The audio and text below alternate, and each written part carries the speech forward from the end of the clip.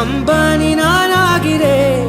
இந்த இன்ப மகாராஜ பெற்ற புது ரோஜ எலிசபெத் ராணியின் பேத்தியே.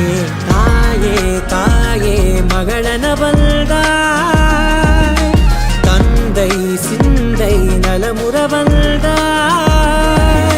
நீயே லோகம் என்று ஆனாய் பெண்ணே, என்னை ஆளும் தெய்வம் நீதான் கண்ணே.